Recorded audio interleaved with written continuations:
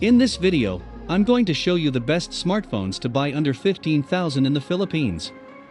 Hi! Welcome to Techno Baby. Today we're looking at some of the best phones on the market with a price tag below 15K. This is an important list because it'll help you decide what phone to buy if you don't want to spend too much money, but still want something that's high quality. By the way, you can find the links to these phones in the description box below. Since the price changes all the time, I will not be posting their exact prices here. But you can be sure that all of them are below 15,000. The first one on this list is the Moto G 5G Plus. This superior variant of the Moto G 5G has superior hardware. In fact, it runs smoothly and quickly even with the most demanding games. However, you may have to still watch out about using maximum graphics. Looking at the inside, this phone packs with a Qualcomm Snapdragon 765 5G. It also has a dedicated Adreno 620 GPU. For its memory, it comes packed with 8GB RAM and 128GB ROM. You know, it has a rather large battery that can keep up with heavy users and eHEM gamers. Its battery doesn't always heat up that much while playing. Overall, it's a really good mid-range phone you can buy here in the Philippines. Next on the list is Xiaomi Mi 11 Lite. This variant has the same design as the Mi 11 phones, but with lighter specifications. On the bright side, this phone offers a big screen experience in a slim package. In fact, it's probably thinner than most smartphones out there. On the inside, it runs on a Snapdragon 732G processor. It also has an Adreno 618 GPU. It also has the usual 8GB RAM and 128GB ROM. Xiaomi Mi 11 Lite is, for a lack of words, a beautiful phone. Despite its lighter specs, it still packs with a fantastic viewing experience while maintaining a really good performance. I could certainly say only less attractive phones that value performance over quality and appearance can defeat this phone.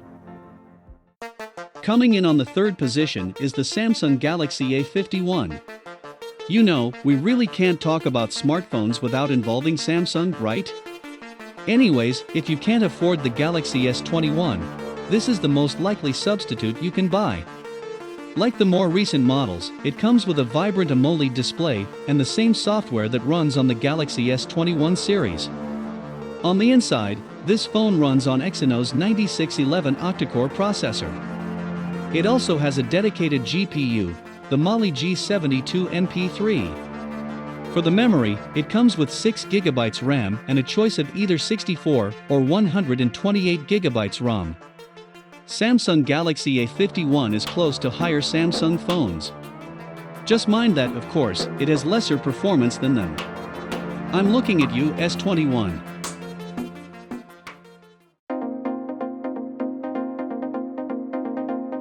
It's probably a crime already if I don't include the OPPO Reno4 phone here. This phone featured a new design called the Reno Glow. It's just a fancy way of saying there are glittering stuff on the back and a metal frame around the edges.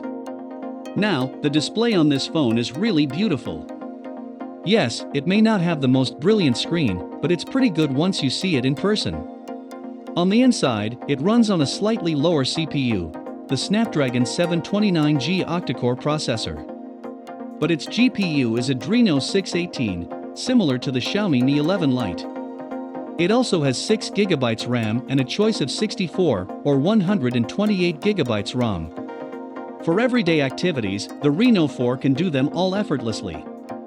What's more, it's even cheaper than most phones listed here. So definitely check it out if you're looking for a not that pricey phone that can do average activities the best.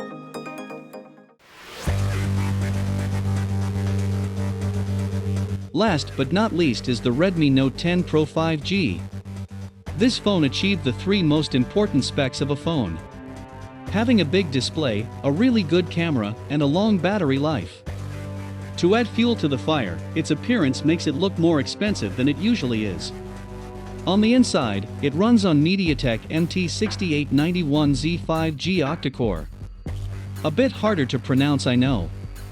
But this phone is the only non-Snapdragon processor on this list. For its GPU, it has the Moto G77 MC9. For its RAM, you can have it either 6 or 8 GB. The ROM can also be 128 or 256 GB. I mentioned the camera earlier, so I got to point it out. It packs with a 64MP triple camera at the back with a 16MP camera on the front. You know, this phone is rather stylish, even if it's actually a lower variant phone. I'm still not sure where the trade-off in this phone is. Others say that it's the display, but I'm not so sure since most variants of this phone come with AMOLED. So yeah, it's a really good phone to buy that's only below 15K. So there you have it. It's actually a little surprising to have really good phones even in this price range. If I were to choose, I might go with the Redmi Note 10 Pro 5G or the Moto G 5G Plus. But yeah, make sure to leave some comments on what you want to buy. Stay safe and negative. See you at the next video.